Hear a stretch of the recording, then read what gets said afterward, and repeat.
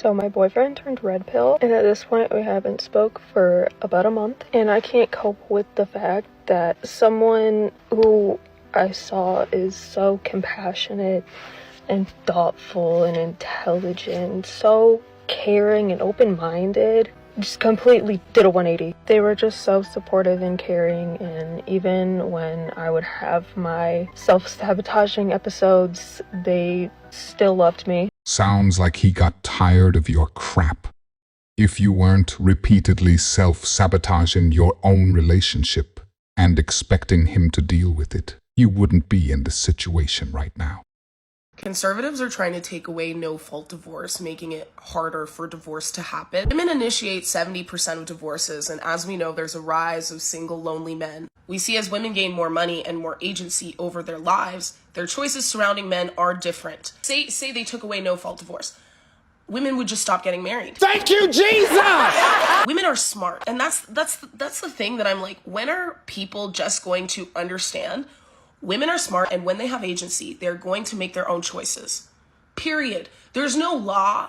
They can keep trying. They can keep trying to put laws on women to limit their control. But at the end of the day, women are smart. Women have brains. The law isn't to limit your control. It's to stop people from using marriage to take advantage of others. Like you said, women initiate 70% of divorce when marriage is meant to be a lifetime commitment.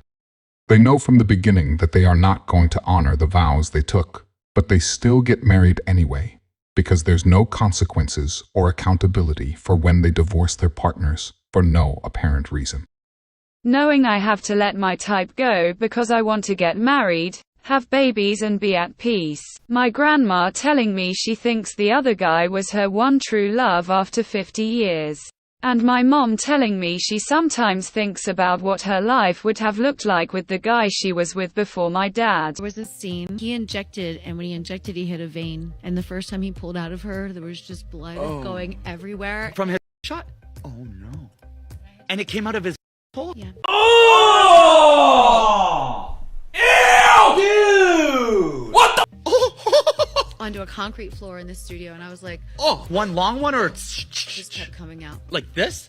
Yeah. On her face? No, we all Evacuated the of situation. course, immediately. Men can't believe that women are single by choice because men aren't single by choice. They may be finding women to go on dates with, but nothing's sticking. And so they're lashing out at women saying things like, have fun being single or enjoy your cats.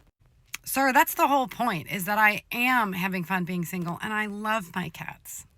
And I also love my peace of mind, not having to be accountable to somebody who isn't really that interested. He's not interested in me and my life and things that I want and need out of life. He's interested in his own feelings of being alone and being single.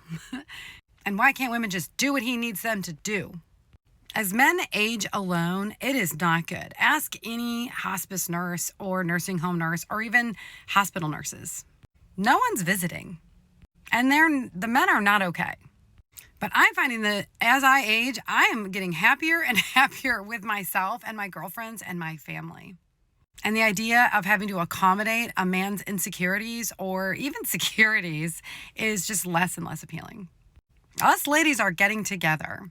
We're growing our friendships. We're doing things. And we're finding that we're happier than we've ever been. And men can absolutely not understand that. They want to be able to do less and less and know that there's a woman there to drive them to the hospital or organize their medications or just sit around and do whatever it is that they want to do and take up time and space in her life and accommodate him. And I would dare say, especially the men that are just doing a bunch of dating and saying that they're having a great time and nothing is sticking for them.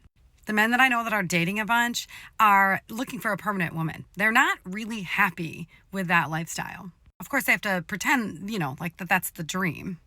But they're looking for the ride or die until they're 80 and they know that that person's going to be there to help them change their diapers. It's terrifying to them. Me and my girlies and my family, we know that we'll show up for each other because there's no expectation that we're going to change or that there's anything wrong with us. We're just doing what we want to do and enjoying each other's time and space. No one needs to change. But men get their hands on a woman that looks like she might stick around, and immediately he's got a list of things that he's going to need from her. So I say the same thing back to those men. Have fun being single. I happen to love it. The biggest difference that I see between the group of women that are single by choice and the group of men that are single by choice, because they do exist, is that women that are looking at the group of men that are single by choice will refuse to believe that they're single by choice. They will look at them and say, no, you aren't. No, you want to be in a relationship with women. Women just don't want you, and that's why you're single. Whereas men will look at the group of women that are single by choice and they will say, cool, I don't care.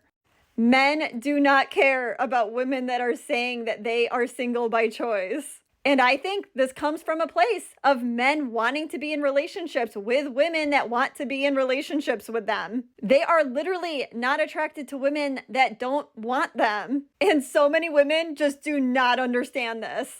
This generation of men aren't romantic at all. And I could say something like, this generation of women don't cook at all, but that would probably get me in trouble, right? I feel like a lot of men aren't romantic anymore because we have told them that we didn't like those things. We don't want him to open the door because we're capable of opening it ourselves. We don't want him to buy us flowers because we're able to buy our own flowers. If you want your man to be romantic, tell him the things that you like. Show massive appreciation when he does those things. And don't ever discount his efforts by saying something along the lines of, you never buy me flowers. But all of my friends who prioritized having kids in their 20s are all now single moms at 40 and divorced. I got so many of these comments on my last video, so I'm going to touch on it now. Disregarding exceptional reasons such as real abuse, the fact is 80% of women are the ones ending marriages, 90% if they have a degree. Now, I've known about this statistic way before Jordan Peterson started popping off, and unfortunately it was due to my own research because I saw how many of my female friends were leaving their husbands. I'm very tired of this victim mentality that has manifested within the female realm. It is hard for me to have empathy for single divorced moms when 90% of the time they are at fault for it. It is completely self-inflicted.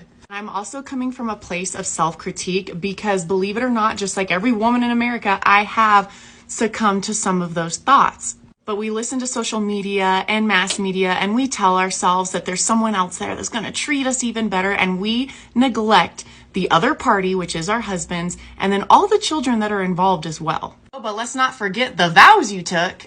You cannot discredit my theory of prioritizing a family first and then working on a career, all because you have women that fall in that 90% category that left their husbands. Now just wait for this comment section to blow up on all the women that tell me they are the exception, that 90% are leaving because the men are so.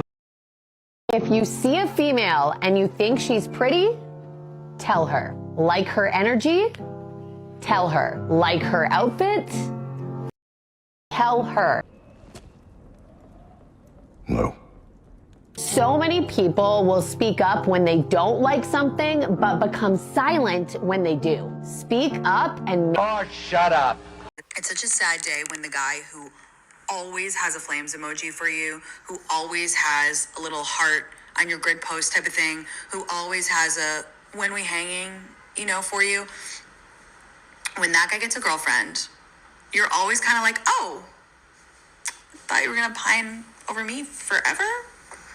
Thought we loved our little cheeky... I got a message from a woman who said that there's a man that she's interested in and she sees him go out on dates with other women. She goes on to say that they spend a lot of time together. They're both single, their kids are the same age, and their kids have common activities together. So this single man and this single woman are spending a lot of time together. They've built a friendship, but he has not asked her out. And he continues to date and sleep with other women. And it's breaking her heart because she wants him to ask her out. Now, if you're both single, there's a reason why he's not asking you out.